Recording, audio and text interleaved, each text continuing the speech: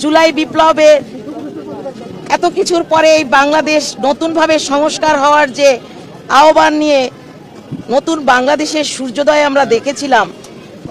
আমরা সকল জায়গায় সংস্কার দেখেছি, সংস্কারের পরিকল্পনা দেখেছি।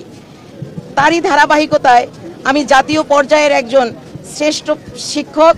আমি 2019 সালে আমি কোমলমতি শিক্ষার্থীদের শ্রেণী পাঠদান কার্যক্রম সহ সকল বিষয়ে নিষ্ঠার সাথে কার্যক্রম পরিচালনার জন্য আমি জাতীয় পর্যায়ে শ্রেষ্ঠ শিক্ষক হিসেবে ভূষিত হই। তবে অত্যন্ত পরিতাপের বিষয় হলো আমি আমার কর্মজীবনের 25টি বছর অতিক্রম করার পরেও আমি একই পদেই আছি। আমার নেই কোনো পদমর্যাদা, আমার নেই কোনো পদোন্নতি, আমার নেই কোনো টাইম স্কেল, আমার নেই কোনো শতভাগ পদোন্নতি এবং গ্রেডের বিভিন্ন ধরনের সমস্যা। আপনারা জানেন যে 16তম 18তম গ্রেড থেকে জাম্প করে 10ম গ্রেডে বিভিন্ন সেক্টরে উন্নীত হয়ে যায়।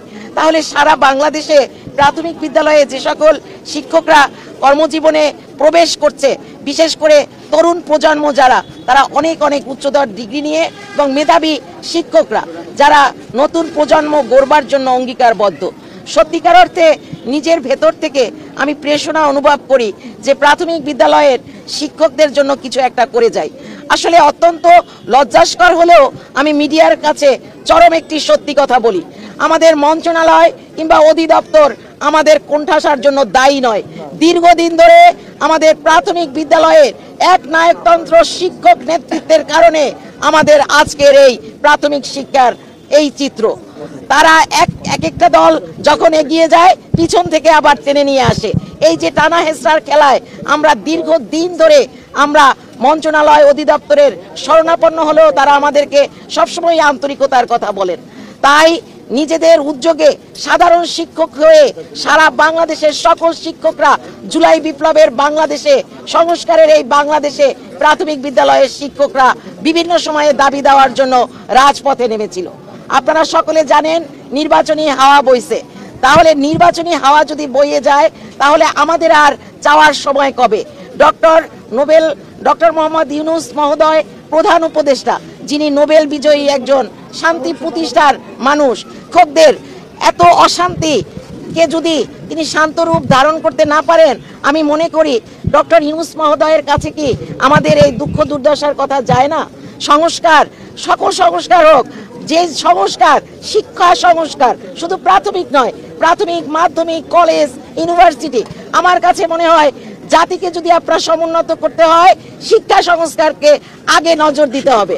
তাহলে আমি বলবো এই যে প্রাথমিক বিদ্যালয়ে আমরা তো আপনাদেরকে কলম দিয়ে হাত স্পর্শ করে আজকে বড় বড় জার্নালিস্ট বানিয়েছি, আমরা বড় বড় উপদেষ্টা বানিয়েছি, মন্ত্রী বানিয়েছি, সচিব বানিয়েছি, অনেক কিছু পুলিশ কর্মকর্তা বানিয়েছি। তো আমাদের কথা হলো আপনারা যখনই নীতি নির্ধারণী পর্যায়ে চলে যান, আপনারা কেন আপনাদের কলমের কালি ফুরিয়ে যায় আমাদের শিক্ষকদের জন্য কিছু দিতে? আমরা আমাদের পারিবারিক মর্যাদা বলেন, সামাজিক মর্যাদা বলেন, নিজেদের নিরাপত্তা, আর্থিক নিরাপত্তা সুপ্রতিষ্ঠিত করবার জন্য এই মুহূর্তটাই আমরা মনে করেছি আন্দোলনের মোক্ষম সময়। এরপর আর আমাদের চাওয়ার আর কোনো জায়গা থাকবে না। কিন্তু দুঃখের বিষয় হলো অসহায় আজকে প্রাথমিক বিদ্যালয়ের শিক্ষকদের যে বর্বরচিত হামলা রাজপথে হয়েছে, আমি মনে করব প্রাথমিক শিক্ষা নয়, শুধু সারা বাংলাদেশের সুশীল সমাজ থেকে শুরু করে ছাত্র সমাজ, শিক্ষক সমাজ, সকলের জন্য আজকে একটি কলঙ্কিত অধ্যায় রচিত হয়ে গেল। আমরা আজকে কলম দিয়েছি, আমাদেরকে ফিরিয়ে দিয়েছে গ্রেনেড।